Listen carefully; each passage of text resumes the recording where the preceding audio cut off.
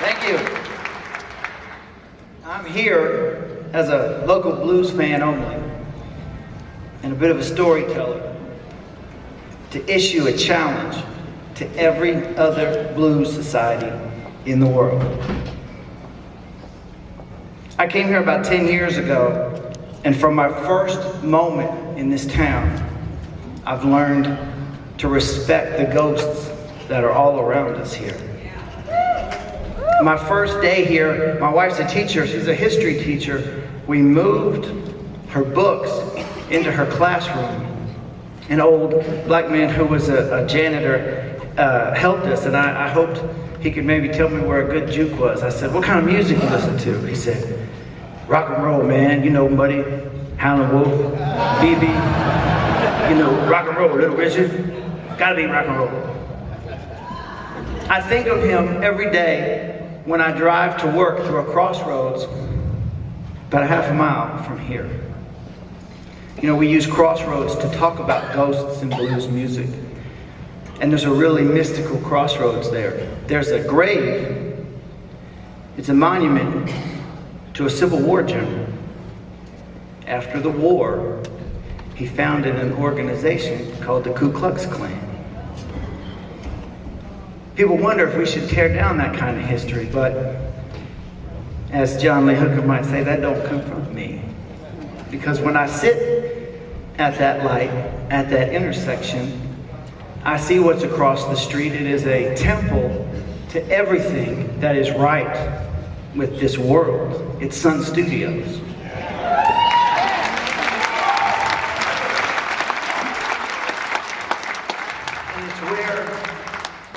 Black folk and white folk worked together to make the world a better place when that really wasn't allowed or even legal. In that building, the only color that mattered was the color of Carl Perkins' blue suede shoes.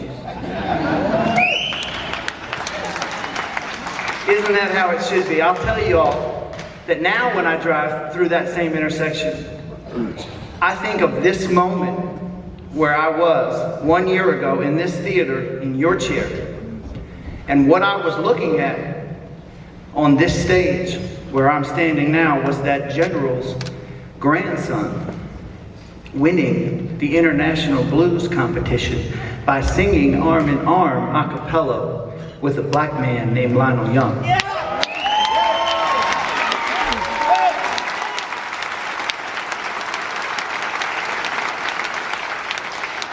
What Bill and Jay haven't told you is how beautiful the real estate is that they've chosen to make this building.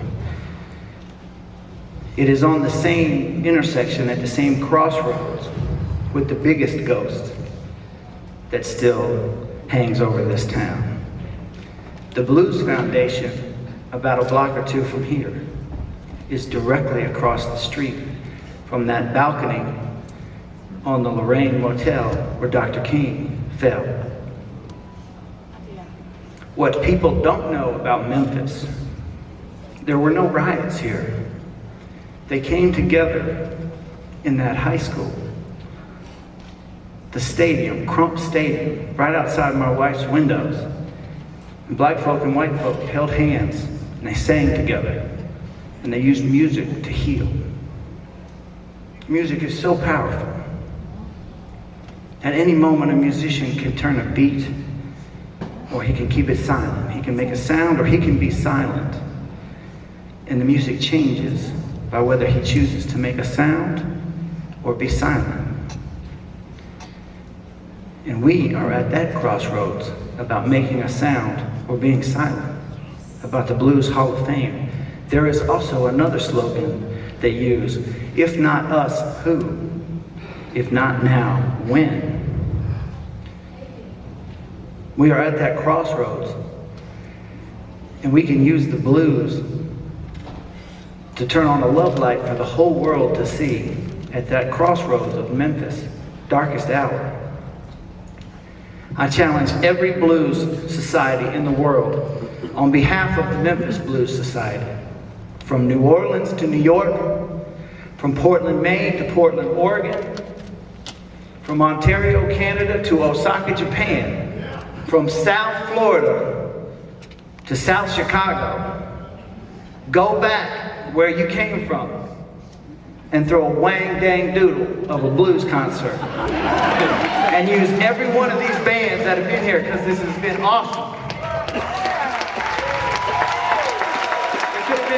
There could have been 50 more bands on this stage. There could have been 50 more bands on this stage. Elvis Presley got a C- in music in high school in Memphis. That's the truth.